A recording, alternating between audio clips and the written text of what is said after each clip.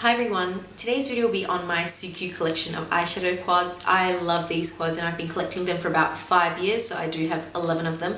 But I love them because the formula is excellent. They're very pigmented, they're blendable, their mattes are really good, which is sometimes hard to find good quality mattes that work well and blend well.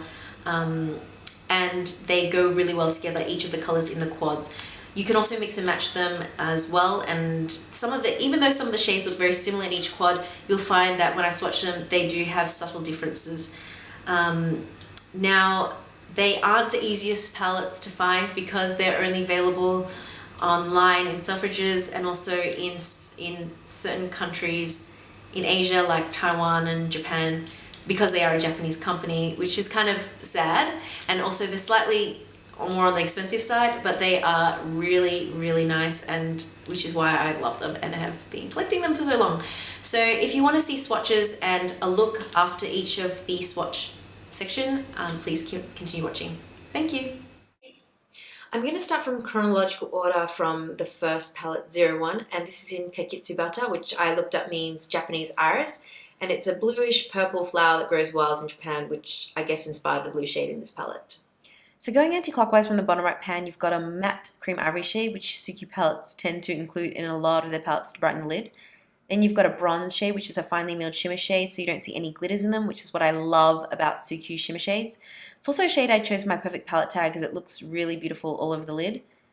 Then you've got a pearl shimmer shade.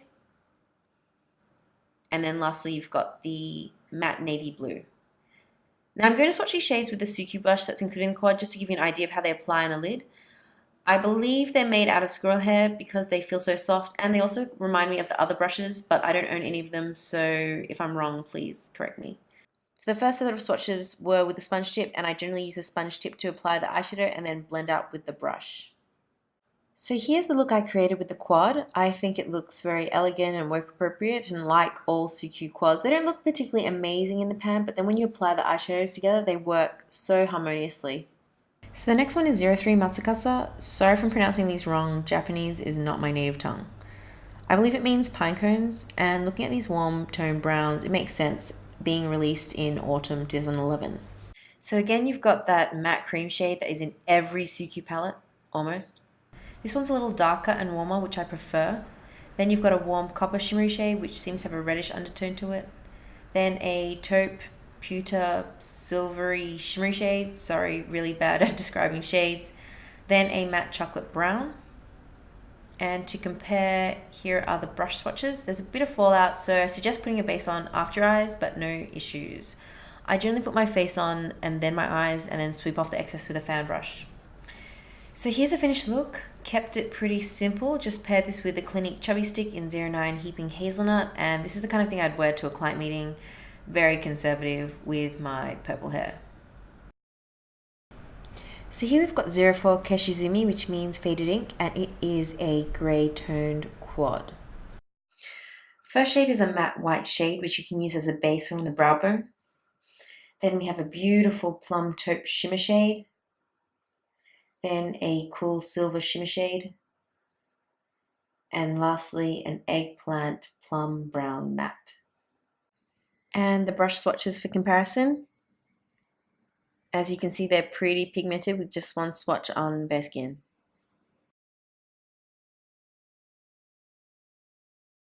So here is the final look.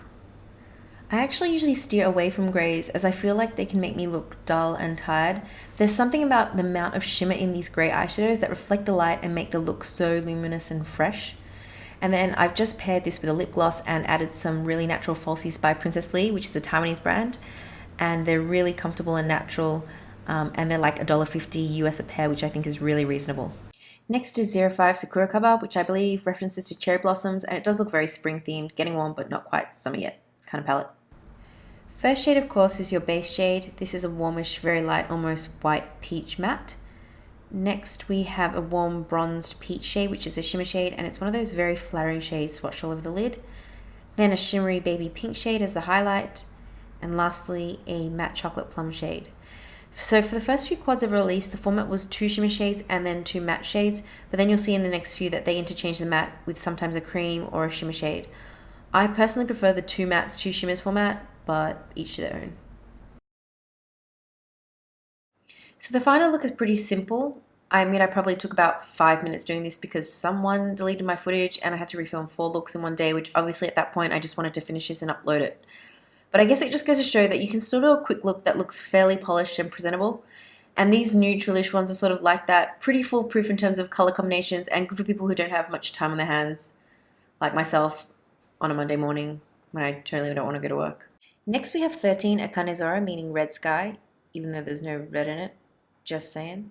And this quad is an example of where a matte was substituted for a cream shade. First we have that matte white base shade. Then we get to the more interesting colors like this warm rose shimmer shade, which is a very pretty shade.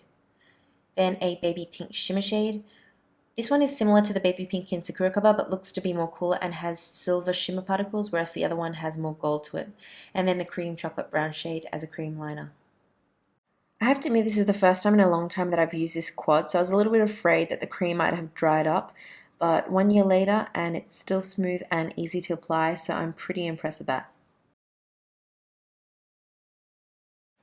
So the result is a pretty girly Japanese-inspired look. I honestly surprised myself with how much I liked how it turned out. I think especially the pinks, there are just so many not-so-great dated pink shades out there, and if I see a palette pink, I'm always skeptical, but Suqqu pinks are done so well, and they give a more natural and understated look, which is very different to Western palettes. Next one I bought in Japan in 2014, and it is number 18, Sakuraori, which I believe alludes to the fragrance of cherry blossoms or something like that. All the names are poetic, you get the gist. First shade is my favorite, and it's this beautiful burnt orange sort of terracotta shade with some copper shimmer in it. Next we have a neutral light pink shade, and it's also shimmer. I should probably mention that they're all shimmer or soft metallics as I like to call them, because everything's so finely milled that you don't get chunks of shimmer everywhere, which is great because there's a time and place for glitter all over your face. Then a white, and I actually just checked all my quads except for one either have a white or cream shade, although they all differ slightly. Some are cooler, some are warmer, which although seems repetitive, it probably makes sense seeing as though you're supposed to be able to create a complete look with all of these quads. And then lastly we have a brown shade, which is on the neutral side. So overall I find this a fairly neutral palette, so it's probably suit both warm and cool skin tones. And brush swatches for comparison. Again, they have a bit of fallout, I guess, because they're on the dry side and densely packed into the pan, but it's not an issue for me.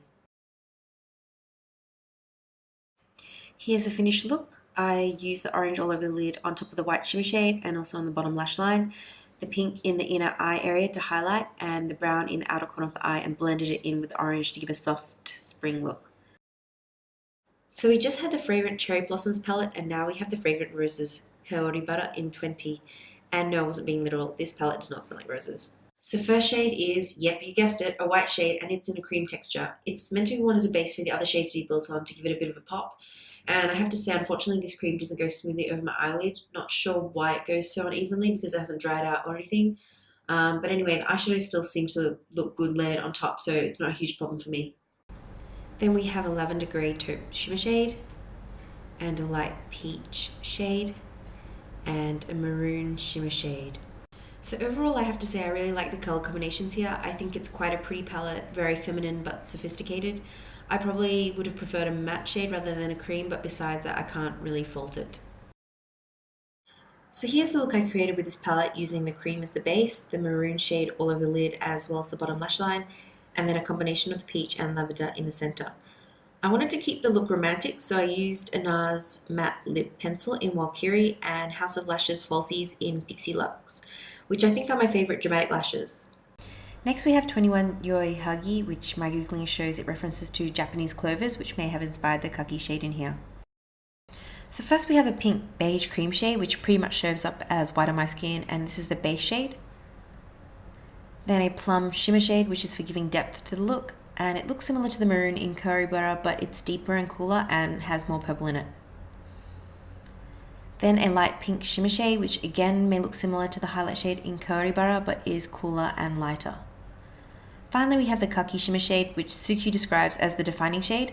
I probably should have mentioned earlier that Suqqu tends to lay out their quads in the same way, and it's meant to be used anti-clockwise from the bottom right pan.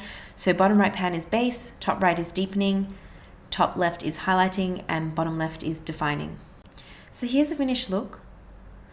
After I did all these looks, I actually watched Suqqu's YouTube channel as they have a masterclass series where their makeup artists demonstrate how to use their different palettes and makeup from their range. And it's interesting because I watched the one on this palette with Noriyuki Yanaka, who created a look with this palette and described it as sophisticated and mannish. Okay, we're nearly there. 3 more palettes to go, including this one in EX25, Haruhinata, which translates roughly to sunny springtime or something along those lines. I also believe that EX refers to UK exclusive. So the first shade is a light bubblegum pink, and it's a shimmer shade, as are all the other shades in this quad. Then we have a pastel peach shade with golden shimmers. Then a pastel lemon shade with yellow shimmery bits. And then a cool brown shade.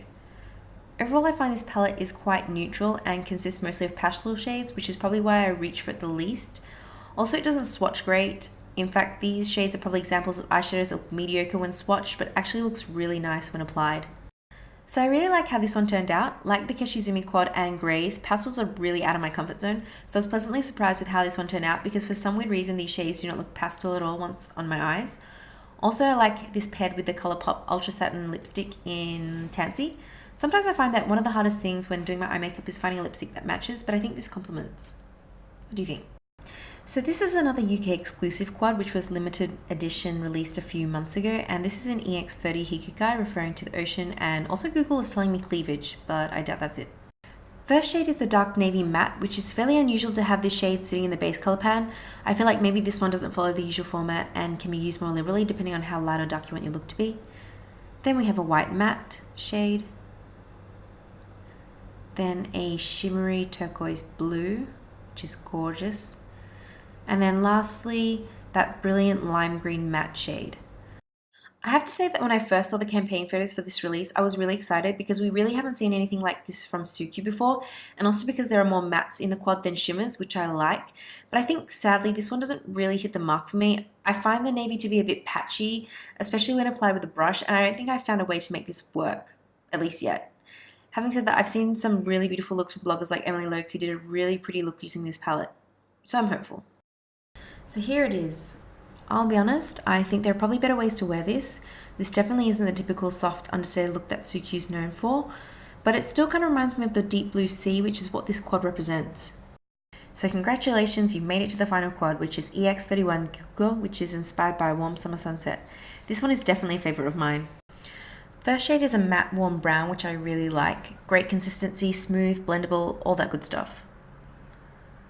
Then you've got a matte white. Compared to the one in Hekikai, this one is minutely darker and warmer, but really just minutely. Then we have a gorgeous yellow gold shimmer shade. And lastly, a super pigmented vibrant orange matte. And then the good old brush swatches. Sorry, I got a bit of brown in my white. And a bit of brown in the yellow. Sorry. I try. So here's the finished look, and it's one of my favorites. I used the white as a base, then the orange layered on top, the gold in the inner eye area, and brown to define the crease and outer eye area, as well as the lower lash line. On my lips is Dose of Colors matte liquid lipstick in Brick, which is one of my favorites as well. I'll list the rest of the products I used in the description box below. So I hope you've enjoyed watching. Yes, I have got a costume change because I had to shoot this over the course of a couple of weeks because it's quite hard to do 11 looks over just one day. So I hope you found that useful, and I can't wait to see what kind of looks you create with these palettes. Thanks for watching.